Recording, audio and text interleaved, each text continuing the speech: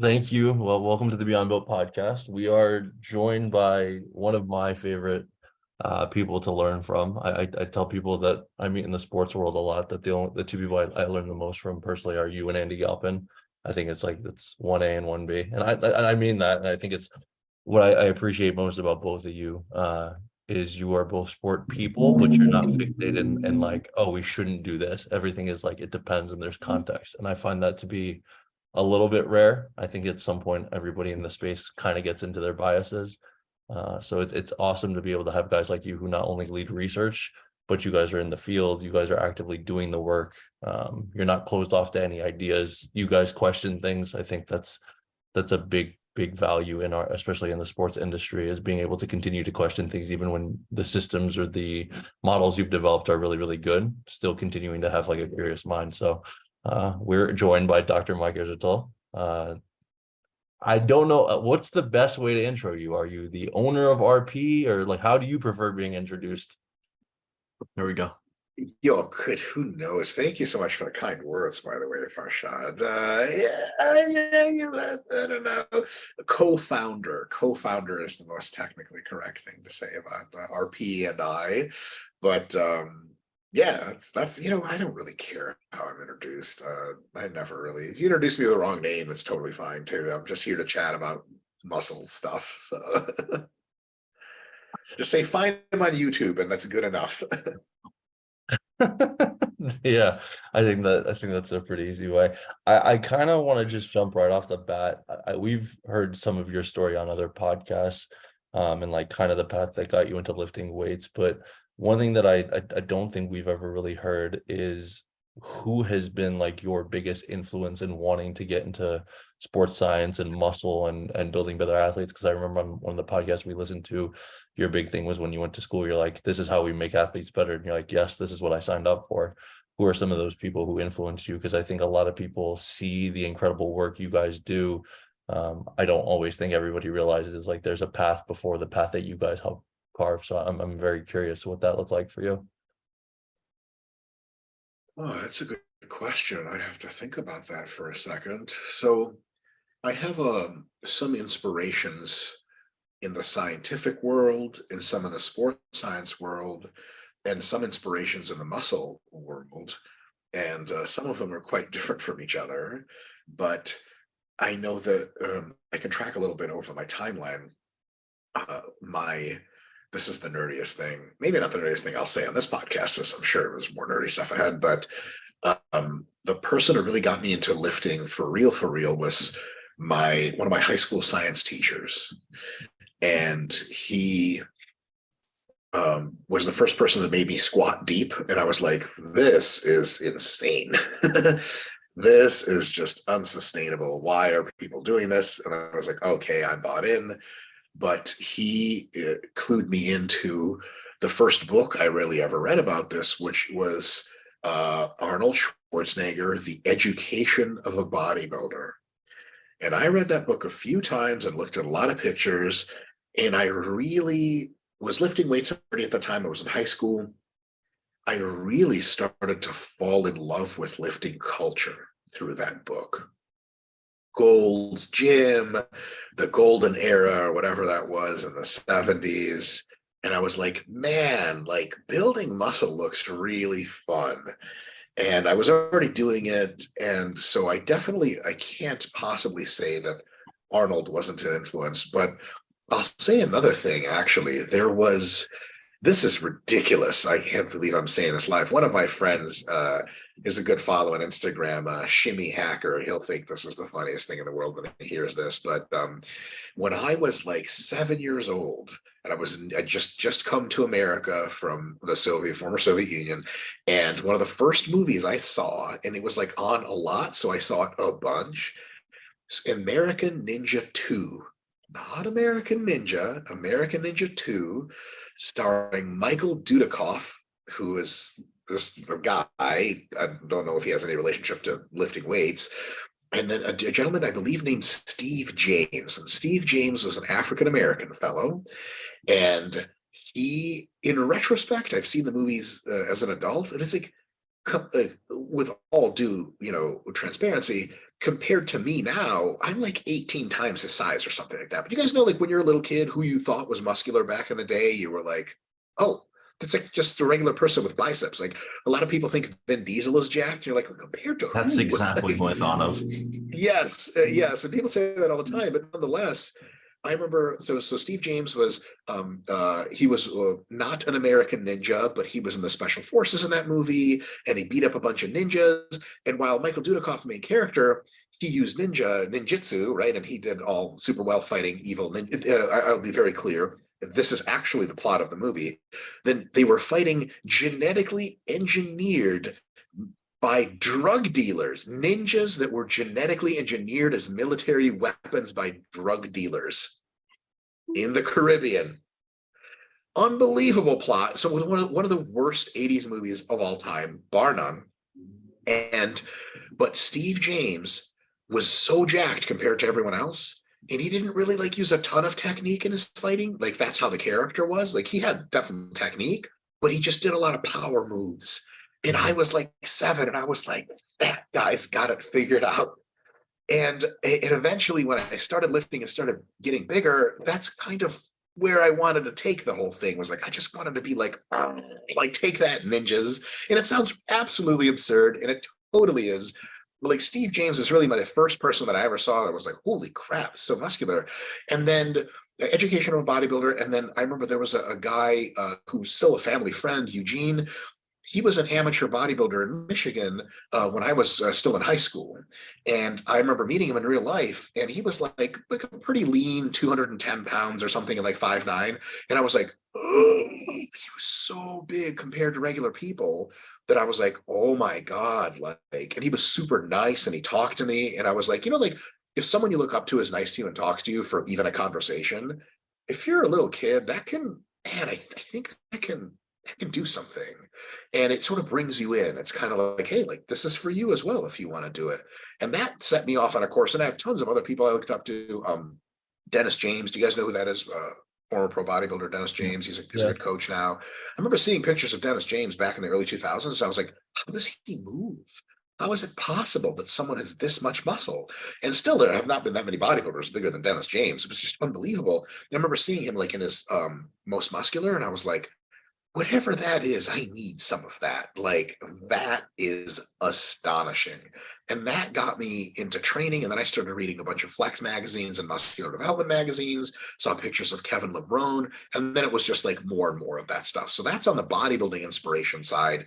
That's what did a lot of it for me. And that's a little walk down memory lane. And then on the sports science side of it, I actually had an opportunity. My master's program was at Appalachian State University, where Dr. Mike Stone, who eventually I did my PhD with, he used to be a professor there. So it was still in the wind, his name. And the professors there that I learned under, especially Travis Triplett, who she's an amazing professor. She was awesome. She had known Mike Stone for like a generation or something. She always name dropped him and vice versa. And, we sort of learned who Dr. Stone was, and he was probably one of America's best sports scientists. And so his name became really like prominent in my head of like, this is a person that knows things, and he authored books about periodization. And then I applied to his PhD program and got in. And then that really was a transformative change for me. I was in the literal sense, not Dr. Mike before that PhD program. And I also just straight up admitted to him, like I remember asking a few questions in the first couple of sessions of his class, and he would ask me questions.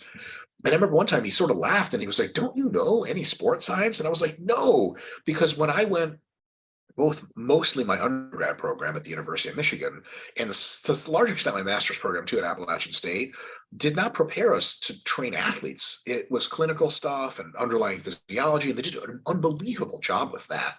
So I knew a ton of science, but I just didn't know how to train athletes at all. And when I got to the PhD program, they really, really, really taught us how to train athletes in every possible facet, shape, and form.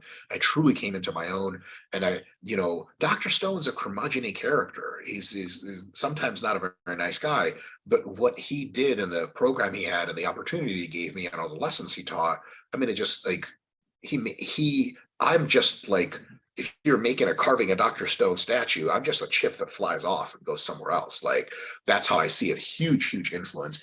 And then he brought in his lifelong or very long time best friend, Dr. Bill Sands, was actually, I believe, the first person to write a computational algorithm to track performance and monitor and alter training loads ever. He did this in like the early 80s when the computer wasn't something you had around. And he did it, I believe, formally for USA Gymnastics, for whom he was the head sports scientist. And in my last year at ETSU as a PhD student, we got to learn under Dr. Bill Sands. And he just opened my eyes up to a different way of looking at statistics. And he had so many anecdotes and he was so brilliant. That was what really kicked it in.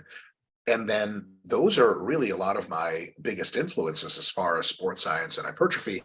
And of course, I was a powerlifter when I was younger and an avid strongman fan. And I can't possibly say inspirations and influences without I don't know how this worked for you guys, but around Christmas time, they would, ESPN or ESPN2 would show reruns of World's Strongest Man up until that World's Strongest Man that they broadcast that year. And so I watched, I don't know how many World's Strongest Man episodes, or I watched the heats, I watched the finals, and people like Sven Carlson, Magnus Samuelsson, Magnus for Magnuson, everybody named Magnus. And then like just watching those guys, it just really, when I was younger, I was in high school and then later in college, it's just like that love of physical culture and that love of eating and training and that love of just being strong and not being afraid to show it off. Because a lot of those people were showmen. Like they would, there was Bill Kazmaier and all those other guys. It was unbelievable. And of course, I was a competitive powerlifter. So I remember very vividly when Andy Bolton was the first person to deadlift 1,000 pounds. And that was a big deal, not for me emotionally in some sense, but I remember being heavily involved in powerlifting at the time and being like, this is something no one can ever take away from Andy Bolton. He's the first human being to pick up 1,000 pounds. That's such a big deal. And that is kind of the stuff that kept me going, and not kept me going as it's not like I was going to stop lifting ever, but it was the stuff that's what fills my sort of dreams of lifting, is just becoming greater than I can be, kind of in my own way. Wow, that's such I love how elaborate the story is. It has like so many different like pathways to where you are now. I'm curious, and I think Chad echoes a similar sentiment because we were talking about it. So I came around sports, and the people that I didn't find out about you until I had heard Andy Galpin mention you, and I was like, I don't know who this is. And long story less long, I told Chad this. I think one time I saw you post that you were at like the Miami Heat facility. I don't know if maybe you were just training. Yeah, I remember that. You were consulting or something. And I was like, I'm around NBA guys and I'm like, wow, like I'd never pegged like the person who's the hypertrophy guy to be around these guys, because a lot of the sport people I meet, like hypertrophy is a component, but like it's not always the biggest focus. I think for us, a big question would be, so you did powerlifting, you obviously love strongman, you went with a background of making athletes better, but ultimately what you're most known for is hypertrophy, like how to build more muscle. What was the reason you went down that path? Because I think it's most of the people I've met in the education space tend to at some point just kind of go, okay, I want to be a power or speed buyer or specific to like performance development in a sport. And you were like in hypertrophy. What exactly was it that led you down that path? Because you also expressed a very large affinity for like powerlifting and strength stuff. Mm-hmm. It's a good question. I think the main reason was, ever since the age of when I was roughly 22 or 23, between 19 and 20, 22, 23, I competed in powerlifting and trained for powerlifting. And I thought that was really fun and really great. But what ended up happening was I ended up, every time I was doing higher volumes and I was doing more hypertrophy work, I ended up really liking that. And I really liked how my body was changing. I think another big influence was I started buying muscle magazines like Flax and Muscular Development, and I just got into that culture. And also, I think a lot of people tend to get this wrong, and this is not intended to be a deeper conversation, as I have another YouTube channel for deep philosophical Yeah, conversations, we're here but for it. We're here for it. sweet. So I think a lot of people misconstrue, and this is also taught in schools, I think it's also wrong. They misconstrue that your sociological environment has a huge influence on what you end up wanting to be. I don't think it works like that. I think it works like that in part, but I think the other part is you find the sociological environment that you want to be in. I can tell you a story that, well, I started reading muscle magazines, and that's what took me away from powerlifting and got me into hypertrophy, into bodybuilding. Then I was training in bodybuilding. So the quick answer to your question is I started just training more for physique. And then I wanted to compete in bodybuilding. And then because I spent most of my time thinking about bodybuilding training and training in bodybuilding, I became obsessed with hypertrophy. And that's where I put the vast efforts that I had intellectually. The first big book on training I ever wrote was Scientific Principles of Strength Training. And then shortly thereafter, I never really talked about strength training again and just went full bore into hypertrophy training because I was involved in it personally and because it was such a huge passion of mine. The reason it became such a huge passion of mine, I don't think is necessarily because I picked up Flex Magazine and Muscular Development. It's because who I was already and which way I was going sort of neurodevelopmentally thought that the physiques on those pages were unbelievable. They screamed to me something of which I wanted to see more, something of which I wanted to be more like. Because if you were like, hey, real talk, you get to go and just, you press a button and you become someone. Do you want to become the strongest powerlifter in the world? Or do you want to have Flex Wheeler's body? I would hit the Flex Wheeler's body, actually Kevin LeBron's body. I would hit that switch so fast, you wouldn't even see it being able to, boom, that's it, I'm Kevin LeBron.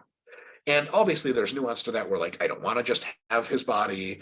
I would much rather just have his physical genetics and then earn the muscle because that's super fun.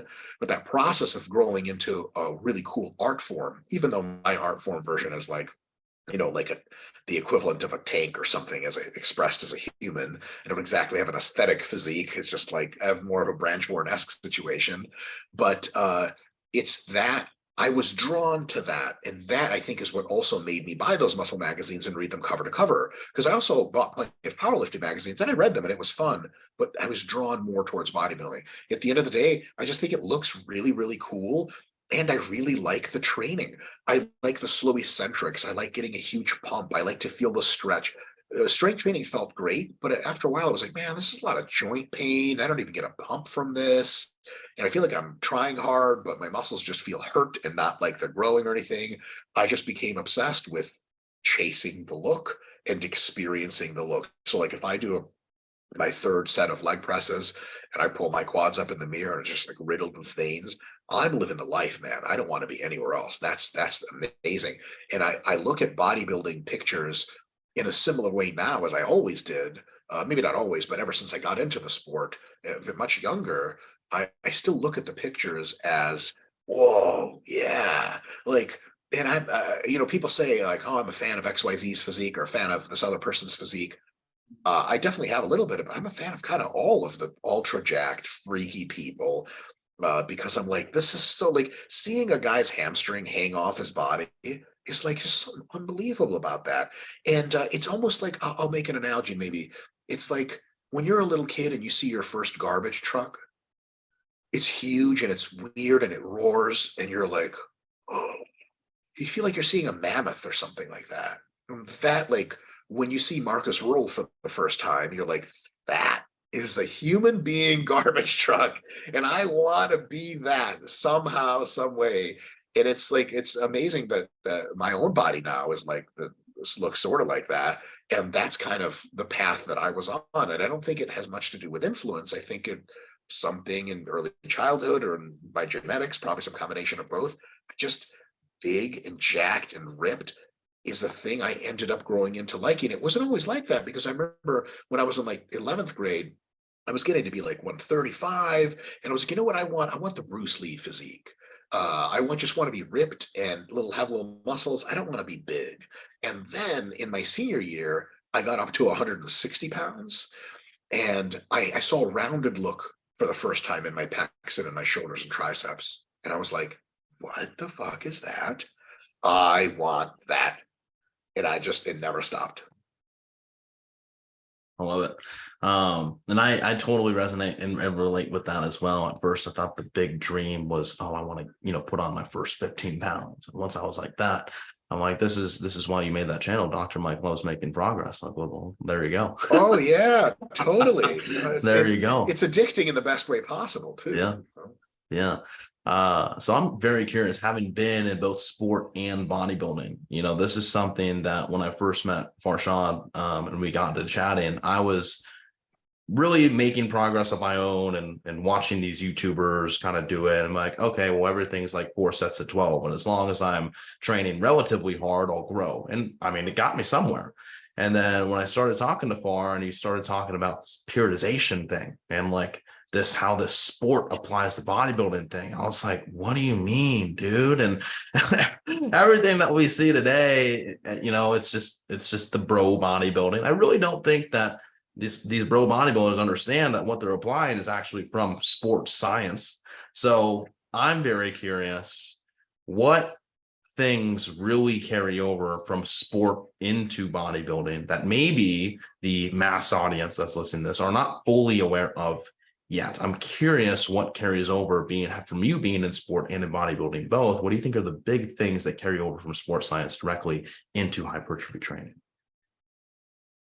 Gee,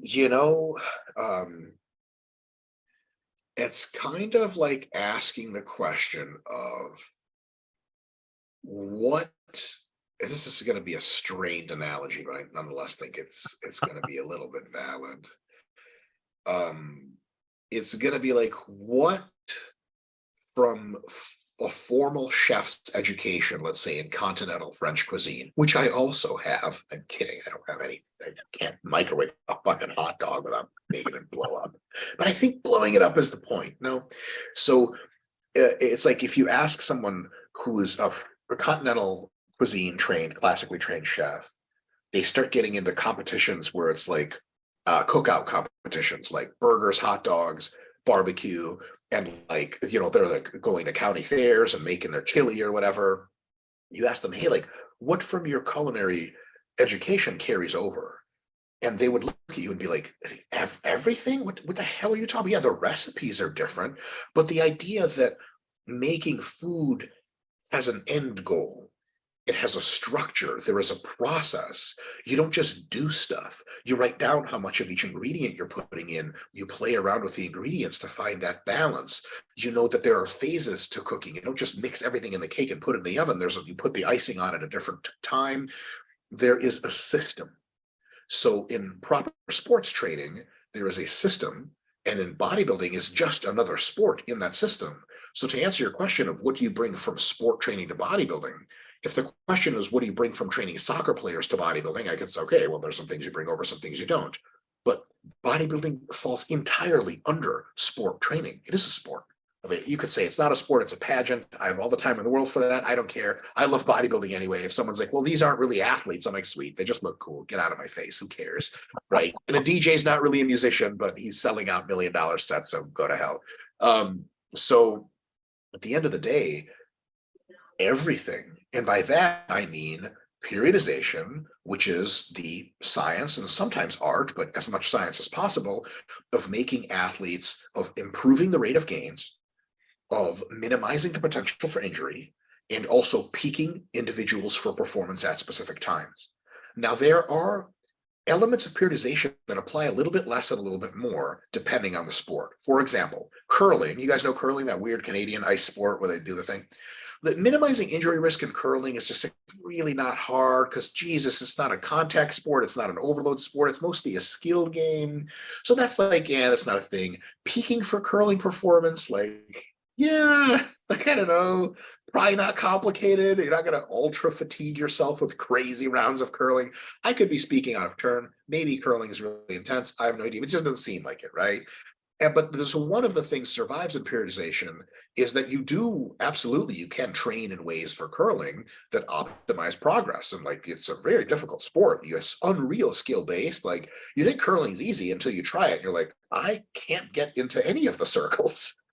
I'm not going to the Olympics at all. My curling dreams are over. Start to cry. Let's look at bodybuilding from the 3-tiered objective periodization, improve rate of gains, yes, the whole fucking sport, reduce risk of injury in two ways that is important. In way number one, injuries derail your progress like crazy in bodybuilding. Way number two, some injuries that are bad enough can make your physique literally look worse. If you get a pec tear, you guys know this super well, you're in the sport, you get a pec tear in bodybuilding, you're not done, but gee whiz, you got a real uphill battle, bro. And if you tear a pec as a pro, okay, you're still a pro, you might not place as high. You tear a pec as an amateur, you may never turn pro because they'll be like, it just throws it off. They might give you the nod if you come in with the most stripped up back and glutes they've ever seen, but it's an uphill battle. So number two of injury risk reduction, huge application of periodization. And what about the last one? Because look at a sport like baseball. Baseball players play fucking what? Is it okay if I swear every now and again? Or is Of it course, not okay? absolutely. Go off. You're like, we'd wish you rather hadn't. Oh No, boy. it's good. So in baseball, I mean, they play like 150 games a year. How much peaking for a game can you really do if your game's like every day, 2 games or some shit? In bodybuilding, fellas, how important do you think peaking is? Oh my God, it's the whole sport. Like if you miss your peak, that's half a year gone in a certain sense, or at least 3 months of a contest prep just down the fucking drain. And you got to go to another show, try to repeak. It's nothing you want to mess with. So on the 3 elements of periodization, enhancing performance, reducing injury risk, and peaking at appropriate times, it is the whole sport of bodybuilding. It benefits immensely from sport periodization. So to answer your question, it's exactly in line. You bring everything from periodization in, programming, how you arrange your sets, your reps, your rest times, your session structure within the week, your bodybuilding priority phases of I'm doing delts for a few months, then I'm doing biceps, you're balancing the physique, you're doing nutritional concordance where so some supplements and some nutrition you'll do in some phases paired with some kinds of training, you'll do others, you have to take active rest phases, maintenance phases, you do phase potentiation where you do one phase that makes the next phase go better, you do a mini cut to make the next mass phase go better, the whole thing. So when people sometimes will say like, well, do you really need periodization for hypertrophy? I'm like, I swear to God. I just want to jump out of the screen and choke people because it's like to get some good results for 12 weeks. No, you just train hard and you eat, you're good to go, man. But if you want to be your best, you're going to want to use all of sports science to improve your bodybuilding outcomes, plain and simple. That I love that you kind of painted that picture where it's like everything really just carries into hypertrophy. I think a lot of times people are like, oh, I only train for one quality because you understand this too, and Chad's been learning is like when you work with I work with a guy in the NBA and it's like hypertrophy is not the only thing, it's one of the things, but I can't sit there and just make, oh, let's just go make him a bodybuilder because that's Right. not going to translate. My curiosity is, now that you've gone so deep into like hypertrophy training, I know you mentioned strength is another thing that you've really had spent time on. What are things you've learned and you can look in hindsight and say, okay, these are things I learned really being involved in hypertrophy training. They might actually have some better application in other sports, but when you were originally like learning, it wasn't the thing that came top of mind. Because I know at times I'm around other trainers who work with a lot of big name guys. And one of the things I've done with Kevin is we do a lot of full range of motion stuff, which for some reason seems like they're not always accepting of it in the sports world. I'm not really sure why. But we've seen a lot of really good things for him. It's not like it's the only thing he does, but it is something we introduced. Are there things that you've learned going deep into hypertrophy that you're like, okay, this is actually, if you went to consult with a professional team or a professional system, there are recommendations you would make now, but maybe 5, 10, 20 years ago, it wasn't forefront of mind? I don't know about what was forefront of mind way back when, but I can tell you something that transfers from bodybuilding training super, super well into most athletic training. And especially training in which the joint angles you would see in bodybuilding training are rarely encountered in that sport. And that is, in bodybuilding, we generally train through a full range of motion, or at least something with a huge loaded stretch component, because that's optimal for growth. And that's kind of all we care about in full muscular development. So that's good to go.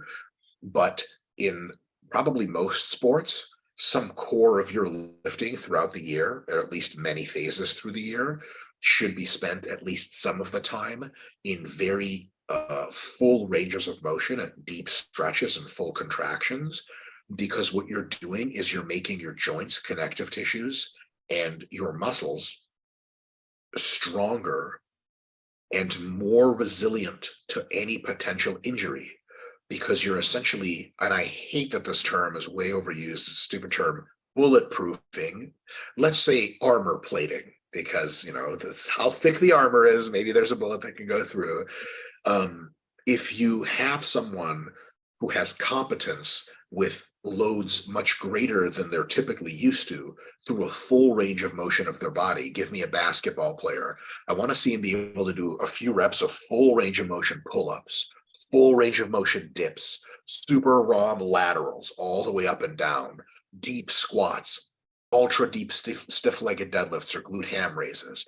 If that person can control the eccentric through that whole range of motion and generate some decent strength and power, not trying to set crazy PRs or go to town, just get the joints moving through that range of motion, you're going to get a person who is less likely to be injured through stepping weird out. You lunge for a ball, running with some other player, and they're both getting for the ball, and you do a deep lunge. Just tear adductors doing shit like that. But if you've done deep walking lunges with 90 pounds on your back, the probability of getting hurt playing fucking basketball, which, excuse me, I know it's a tough sport, but like, it's barely a physical sport when you talk about like combat sport. You know what I mean? Like, if you are weight trained, you become an inconvenience for other people, and you become a huge convenience to yourself because you increase your general ability in all positions, but also become much less likely to get hurt. And I know that a lot of people in basketball, for example, will look at deep squats and be like, nah, man, that hurts my knees. Exactly, motherfucker, you little bitch ass pussy. It hurts your knees because your knees are made of, I'm gonna, 2023, I can't say this, but you should say your knees are made of vaginas, but that's bad because women are all powerful and all that, so I'm down with that. That's great. You fellas know what I'm saying? Like, your knees are not an athlete's knees. We need to get you squatting deep, get your knees over your toes and pause deep positions so that you don't have knee pain anymore going deep. What kind of person says that? Oh, I can't squat deep, my knees hurt. Oh, you're a professional basketball player. I thought you were an old man. My grandpa says that when he's at the Jewish Community Center playing with other 65-year-olds in the D League. What are you saying that for? You can't say stuff like it's a pro athlete. You got to be limber and strong in all positions because you will be put in uncomfortable positions. And there's been a ton of guys. Have you guys seen the documentary, the Jordan and the Bulls documentary, The Last Dance or whatever? Yeah. Remember, they got bullied by the Pistons, and they just started lifting weights through just like normal training, and then they could just dish it out, and they could take it. They stopped getting hurt as much. That's a real thing. So I think one thing that transfers from hypertrophy training, putting yourself into challenging deep positions, uncomfortable positions, chest flies when you're being ripped apart like that. If you could do that, at least a small dose of that regularly through preseason and off season, you just come in just way less likely to get hurt, way healthier, way less likely to get aches and pains. And you can play a truly free physical game where if you land weird or you land off center, or if your arm does some weird stuff, or if you're jumping up for a ball and somebody comes down on you hard, you can shuck them off because you're in difficult positions with heavy weights. And the real big deal is this. If you're in a weird position in basketball or football or soccer that you weren't planning on being, it's going to be in such a very rapid escalation of forces. The RF rate of force development is boom, like the guy just falls on you. It's really fast. It's going to be off center. And that means you have almost a perfect injury play. You're not ready to take it. It's the perfect recipe for injury. And these guys will go play hours and hours of practice, hours and hours of hard games, and they sort of just take it on the chin. They're like, yeah, like it's part of the sport. I get hurt, whatever. But a lot of them with that shitty culture, this is changing over time in sport, but I'm trying to have conversations like this to change it faster. I'm coming to the gym. I'd be like, I don't lift anything over 20 pounds. I don't do deep squats because my knees hurt. Hold on a sec. We're trying to get right. It's painful, Bar. It's painful to hear. Much more painful to hear than for them to experience a knee pain. And the reality is this: if you're going to prepare your body for weird shit happening to it, you might as well do it in a way that is you have total control over the range of motion in the gym, total control over the loading. And it's honestly like the least athletic thing you'll do in your entire life. Like teaching an NBA player how to squat is the easiest thing I've ever done. I've done it a few times because it's like, you're the best athlete you've ever met and that I've ever met. 2 joints involved in squatting, maybe 3 if we're charitable. You do things, unbelievable things with 18 joints and backwards dunk. I can teach you how to squat flawlessly in 3 reps. So then after that, it's so simple, it's so safe, and we can gradually load it to expose your tissues over time. It's the best prehab there's no such thing. It's the best prehab in the world. Get that ice pack off your fucking neck, motherfucker. Put a squat bar on it, and then you get stronger and you won't need ice. That's all I'm saying. And rant. No, you nailed it on the head. I make this joke with Chad, and I've seen NBA guys, I've seen guys in the NFL. Basketball, like I've never seen people so allergic to full range of motion training and even heavy weight. Like I'm lucky that the guy I work with is very receptive, and we've been able to make great progress. But even at the start, it was like, we're gonna do some stuff that's like not half range, or like, kettlebell Bosu squats or whatever the hell you want to call it. So I think it's Bro. yeah. Okay, rant back. You got NBA guys, and I'll just say it, big ass in their prime, African gods, god damn it, black men, doing front squats with a 10-kilogram kettlebell halfway down. What do you think he's getting out of that? He can jump 38 inches into the air and he weighs 270. He can fucking eat that kettlebell. Are you out of your fucking mind? Well, the thing is too, and I'd love your insight on this. And I talked to Chad, and I'm always we actually talked to Jared about this when we had last time I saw him, and we've had him on the podcast. A lot of times people in the sports world like, oh well, if he's doing heavy weights and doing slow eccentrics, that means he's not going to jump as high, and like it's going to affect his speed. And I'm like, okay, but here's the thing, that's not the focus of this block. Like, if the focus was jump faster, jump higher and move faster, then sure. But if the goal is to help improve them in the off season, some period of that time may need to be allocated to strength development and hypertrophy. Like I love your insight. I see it so much, and I'm not sure when that's going to change. Like even some of the better, vertical jump trainers I've met, they're great guys. And like, if you said, hey, just strictly like plyometrics or that kind of stuff, they're phenomenal. But then you get into the conversation around weights, it's like, yeah, like after year 5 we don't really do anything heavy. And I'm like, after year 5, that nothing, you just quarter squat it? Like I don't really understand that. Do you know where that's come from or why it's that way? Yes. So just to clear the air, getting stronger does not make you slower. Yeah. 2 things make you slower. Gaining a ton of weight makes you slower because your strength to weight ratio reduces. And the proximate several days worth of fatigue and soreness and stiffness you get from full range of motion training definitely makes you slower because you're fucking tired. You wouldn't do that before an NBA game. You do that 6 months before an NBA game for 3 months straight, make all those improvements and go on. Another thing is this: if you are slowly controlling the eccentric and pausing at the bottom of a lift, but then you're accelerating rapidly for a ballistic concentric, you're getting faster, not slower. And if you do that with heavy weights or light weights, you get faster. And if they're heavy weights, when you take the weights off, oh my God, there's not a speed you can do. Like just from bench pressing as a power lifter, I can move my hands so quickly. Anytime I want forward, I'll for sure cramp both my pecs. Like that explosion's always there. It didn't slow me down. That's crazy talk. So first of all, it's just, there's a misunderstanding. People doing it wrong and doing bodybuilding training, they'll gain 20 pounds and they'll be sore and fatigued. Yeah, they are not as athletic. But that, first of all, like you said, it's just a phase. And second of all, even within that phase, mostly they'll just get better if they do things properly, which means concentric, what's called maximum intent to move. You move the bar, you move 70 pounds, you move 150 pounds off your chest, you accelerate like you're going to throw it through the fucking ceiling. That will make you faster while you get stronger. And there used to be a situation where we thought weight slowed you down. And it was in the 1960s in American football. The average offensive lineman back then, all offensive linemen in the NFL weighed 225 pounds. What? How the fuck are they weighing 330 now? Because they lift weights. Because everyone lifts weights. That's crazy. Did they get slower? What? Have you seen today's offensive linemen? They've got like a 4.9 40. And you're like, how is this possible? This guy's a French. He's going to kill me. They got that way through amazing genetics, And a lot of lifting weights, like, it makes you bigger and stronger and faster, as long as you don't go way into hypertrophy and just do sets of 10 all the time. Right. But if you're doing it with a low intensity, this thing is, there's a way guys really train and a way guys should train.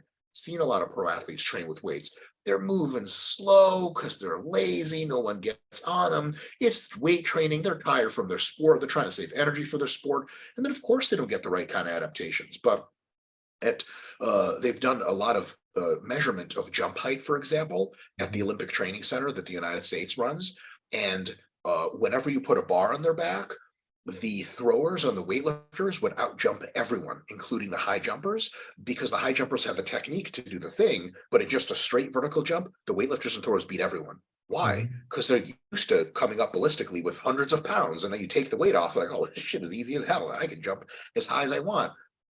So it's just not true. And the wrong kind of weight training and time weight training can temporarily slow you down. Yes. But in the end, good weight training makes you faster. The way that guys think that it makes you slower is a couple ways. One, they do weight training wrong and then it slows them down. They go, oh, fuck that, I'm not doing that anymore. Two is they have like a muscular friend who also weighs 50 pounds more than them, and he's also fat and not a pro athlete. And they're like, oh, Joey, the guy I know from the bar who benches 405, he's slow as fuck. So if I become Joey, I will be also slow, because Joey doesn't train his legs.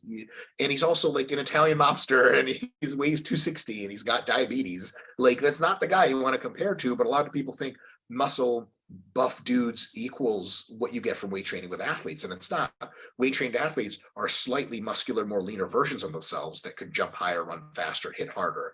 That's the proper thing, but people don't see that a lot, so they have a lot of this ancestral stuff. Another thing is this: to get the best short-term results in jump height or sprint speed, you do body weight exercises and some things like plyometrics and stuff like that, because those are acute neurological adaptations. And after a few weeks, the athlete says, hey, I did your speed camp, I got a little faster, you're the fucking man. And it's easy, so no one's trying so hard. It's harder. You have to buy in for longer time to do multiple weeks of hypertrophy training, multiple weeks of strength training, multiple weeks of peaking training. And no one's going to pay you for that, and they might quit halfway through. And then so at the end of the day, they say, well, if I need my guys to be faster, I do this. And they can't take the zoom out long view to show how it actually is better. Here's an analogy real quick. If we looked at it like this in bodybuilding, and luckily nobody does anymore because bodybuilding is all about the long game, but it's kind of like, okay, you give me a 16-year-old kid who's got a little bit of muscle. How do I make him be better soon? I put him on a contest diet. He gets shredded. Everyone's impressed. I'm winning, and everyone thinks I'm the greatest coach. But if I was really doing a good job, what I would do is putting him on a combination of easy fat loss phases and really long mass gaining phases, so that 4 years from now, he weighs 220 pounds. Then I do a contest diet, and then he smokes any version of himself before then. But people aren't into it for the long haul. And when a lot of people get the opportunity to train pro athletes, especially pros, because pros are in some sense free agents kind of all the time, they feel like they have to put the onus on instant results. Remember how pros trained when they were in college, though. In college, you got a strength and conditioning coach, and you go to weights and he yells at you and you get better. So the weight training that these football players and basketball players do that makes them great, some of them stop doing when they're in football, because no one's making it in the pro league. No one's making them do it. And also, like, they want instant gratification. And the reality is they should be putting just as much time, maybe a little bit less time, into strength and hypertrophy training, but still tons, because it's what got you there is going to continue to make you better. And of course, they should be doing more power training, because now they're becoming more mature athletes. They've put on more or less more of the muscle, more of the strength that they will through their career. But a lot of it, that's in theory. But then you look at some of these guys in real life and you're like, bro, you could stand to put on fucking 30 pounds of body weight. Like LeBron, I think, weighs like 275. That's not a small person. And you got guys in the league that are LeBron's height that weigh 230. Like, man, like LeBron plays a real physical game. Like, no shit. What do you think he's doing that with muscle? What was his name? He peaked a while back. Dwight Howard. Superman. Like, he could be a pro bodybuilder. Bro, literally, he's unreal. That's peak genetics right there. That's the best genetics. I don't care how good he was at basketball. Like, as far as just a human being, like, his delts were insane. If aliens show up and they're like, show us the best of you, we're like, Dwight, get out there and do this. But like, his whatever basketball skills he had or didn't have, and he had a ton, that physique, that's a peak basketball physique. And it is not a small human being. And he can get physical on the court. He can also jump. He can also run. And I look at everyone else in the NBA. It's like a bunch of you guys don't look like that. But you could look like that if you put in the time for lifting weights. And it won't be instant gains. You'll have to put in some time. But then eventually you'll get really, really a lot better. And then you will elevate your game, and it won't happen instantly. And that's, I think, something people miss, because the same people, and I've literally talked to real human beings, the same people be like, yeah, I don't know about lifting weights in sport. To look at someone like Dwight Howard or someone like LeBron, and they'll be like, man, like, damn, he's good, man. He plays he's just so strong. And I'm like pulling my fucking hair out. It doesn't come out of my head anymore out. And I'm like, how do you think it's possible for someone to get that? If only there was this magic pill to get us strong. Oh, wait, it's called a fucking weight room, and it's open, and you're a pro basketball team. Your weight room is one of the best in the world. You could go in there and you could get big and strong. And now you can be that person, or whatever version of your basketball skill you can bring to that equation. And sometimes there's just no connection between the two. And again, I remind you how far we've come.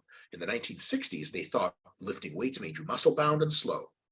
And then over time, the guys get into lifting weights by themselves, would just smash and injure other people. And they were like, what is this? I don't know what's going on here. Maybe this works. More and more people got into it until now. Can you imagine? Like, you're a college football player and you're like a D lineman, and your coach is like, all right, it's weight room time. You're like, I don't mess with weights, coach. I'm trying to play it old school. They'd be like, what are you, nuts? You're like 30 pounds underweight for the position. You're going to die your first day in the league. You need to lift weights. The same thing is slowly permeating all sports. There will be a time when basketball players, maybe AI will do everything by then. It won't even happen. But short of AI taking over, if humans are still playing basketball in XYZ years, I really think they're going to try to be stronger through a full range of motion, more muscular and leaner, because that's just stuff that's objectively better. There's just not a ton of debate about it. People just want to take the easy way. Another thing is this: you don't want to hurt an expensive player. Yeah. And lifting weights wrong absolutely has a higher injury risk than not lifting weights wrong. And because most people know how to lift weights wrong. I mean, I don't know if you guys have seen this. There's just videos of, like, I think it was like LeBron back in the day doing squats. And it was like, he was squatting like 315 or something like that, because each one was halfway down. And I was like, well, of course you're going to get hurt doing that shit. You're doing it wrong. So a lot of times I'll be like, I don't want to hurt the guy. And the other compounding factor, so it's like you get short-term gains from plyometrics and stuff like that. You get acute short-term losses in ability from being sore and stiff and stuff from weight training. So that rules a lot of people out. There's a couple of these factors that compound, including the players may get hurt, so you don't want to risk it. And also like real talk, players bitch, man. They bitch. They don't want to do it. You're gonna talk, a pro basketball player that makes 10 times what you make charitably per year into doing anything he doesn't want to do. So buy-in is a huge thing. Now, I'll tell you this: it's only going to take a couple people, maybe LeBron, Kobe, Jordan type guys, to really start training with weights, with full range of motion, etc., and just start dominating, continue to dominate people. And for them to actively talk about it, you'll see every fucking basketball player lifting weights. Because the benefit is every basketball player has pretty good genetics for putting on muscle. Like, they're just skinny as fuck. If they eat more, they got great muscle, fast twitch. You're going to see a lot of them have success with it, and they're going to love it. And they're like, why didn't we do this before? And like, you don't want to look in basketball. You don't want to end up looking like, like the Lithuanian national team from 1989, where everyone's like stick thin. You're like, what is this? A starving country?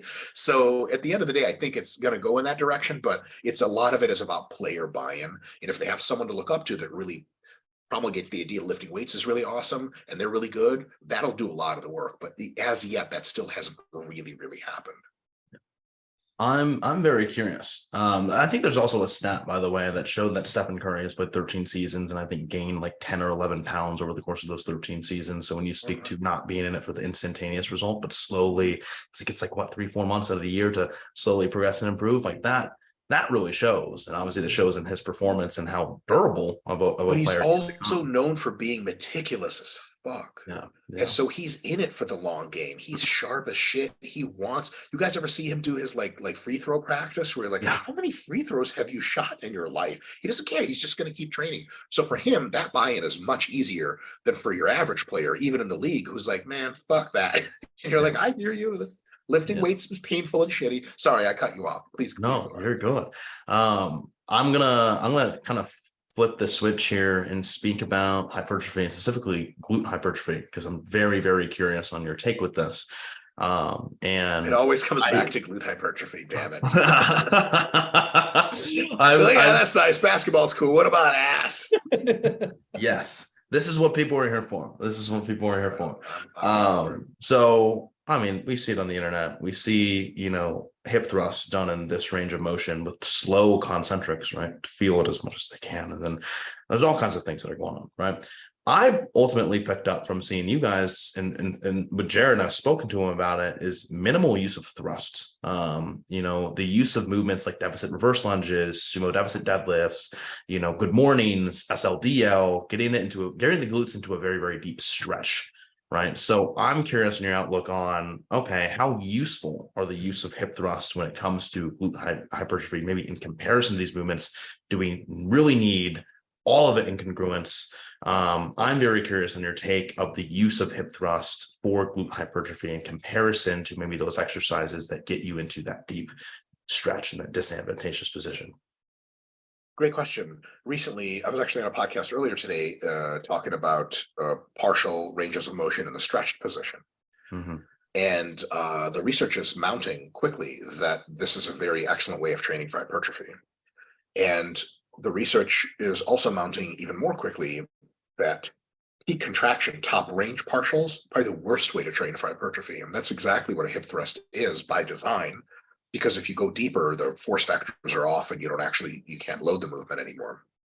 So I think that if I was a betting man, I would say that deficit lunges and deficit deadlifts and super deep sumo squats sitting really far back, some other kinds of single leg work are going to be more hypertrophic to the glutes by a large margin than pretty much any kind of hip thrust you could do. That has the typical force curve of a hip thrust. And I think that hip thrusts do have their place as added volume. They can have a place in pre-fatiguing the glutes so that they're more of a limiting factor in other exercises. Sometimes they have a place in pre-fatigue and a combination of the pre-fatigue. It's not the fatigue that it gets you, but it's the fact that you can do a mind-muscle connection with your glutes. Then now that you do lunges, you can feel out more and figure out really how to press through your glutes instead of your quads. I think there's definitely some merit there. But as a standalone comparison, if you were like, okay, aliens are coming, and if you don't have the biggest ass you can have, they're just going to zap you to death. But if you have a big ass to some specification, they're going to give you $1 trillion alien technology dollars. I would 100% pick a Smith machine front foot elevated like deficit lunges over hip thrusts any day of the week. And it's also quite evident. You do some lunging and your glutes get sore shit for 3 days. You do 10 sets of hip thrusts, you're like, I don't know, I'm kind of tired a little bit, I guess. So that is my overwhelming view on that. And I think Jared has had that view for a very long time, and it turned out that he was correct. And there are other folks that I have tons of respect for that have put a lot behind glute thrusts. And I think on the margins, they made some excellent points, but and weight of the evidence now is shifting very much in the favor of, longer muscle lengths. And are basically, to put it into more colloquial language, if you're getting a deep ball or fucking stretch in a muscle under load, you're doing well for yourself. That muscle is going to have its best chance of growing. If the training you're doing doesn't put the muscle into a deep stretch, you're going to grow for sure, but you'll get better results if you put the muscle in a deep stretch. Awesome. I know we're short on time here, so I appreciate your time, and I'll leave it with this. And I'm very excited for this one personally, as I personally have dove into the personal channel of Dr. Mike Makes Progress. Shit! Wow. Yes. And I maybe I'm wrong. Maybe has anybody yet asked you much about this on the podcast platform? These topics, come on, yeah. These specific topics? Yes. Oh, very rarely. I not from memory. Yeah, I don't talk a whole lot about sport training anymore, but I always love the topic because I also train for Brazilian Jiu-Jitsu, and so I'm involved in sport training all the time. Yeah. And the sport training is one of these things that the number of myths still advocated by and still practiced by people who should know better, professional athletes, people who coach them and train them, is massive.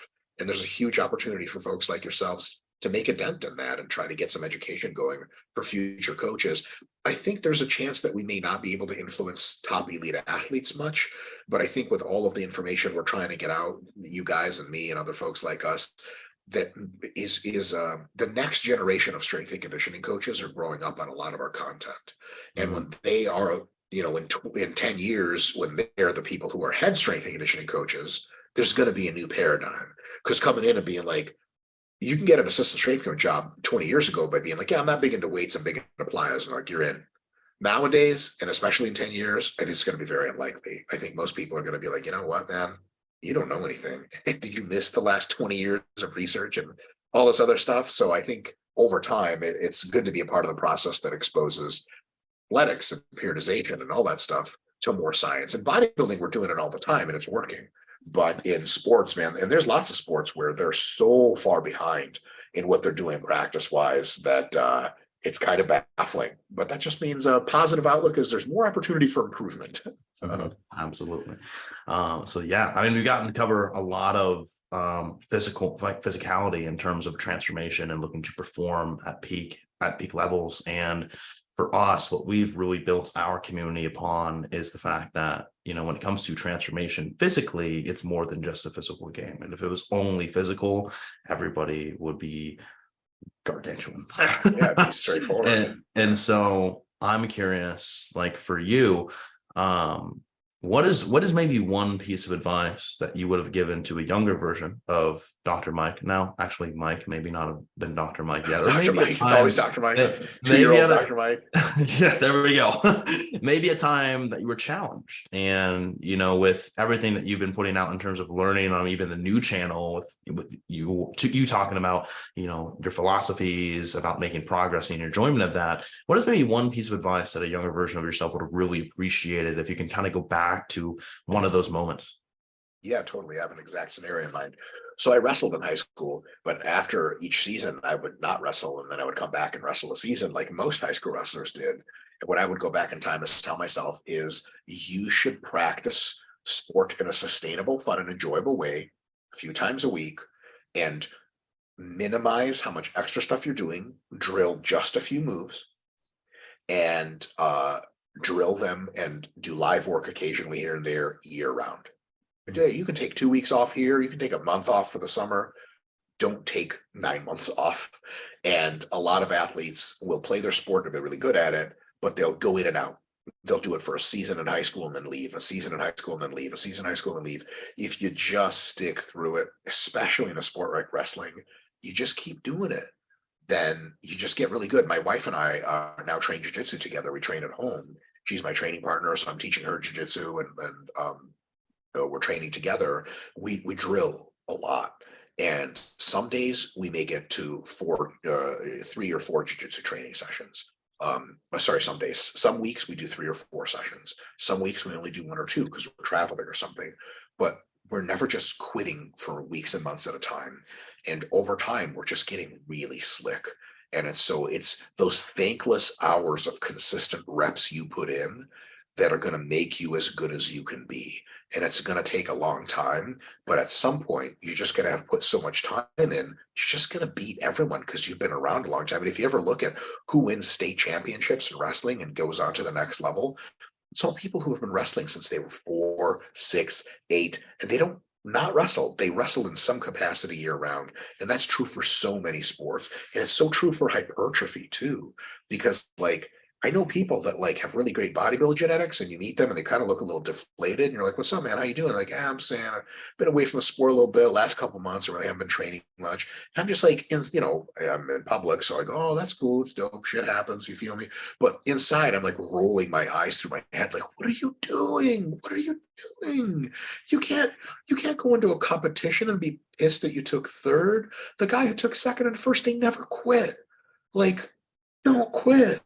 They have some easier times, take some vacations, but consistency is a huge, huge thing. And it adds up over years. And then people are like, oh my God, how'd you get so good at this thing? Because I never quit, god damn it. That's it. Simple. I love it. Well, thank you so much for your time today. I appreciate you going on the rants. I appreciate you going a little bit out of context sometimes. I appreciate all the analogies. And I'm sure that the viewers are gonna have a really fun time with this one. So thank you so much. Where can they find Dr. Mike? Is it Dr. Mike Muscle on YouTube, or what's the best way to find Who you? knows? You know what? You just Google me. YouTube, Renaissance Periodization, so no one can spell that. You know, Dr. Mike Muscle, Dr. Mike Hypertrophy, Dr. Mike Mass Gain, Dr. Mike Fat Loss. Try spelling my last name. That's always fun.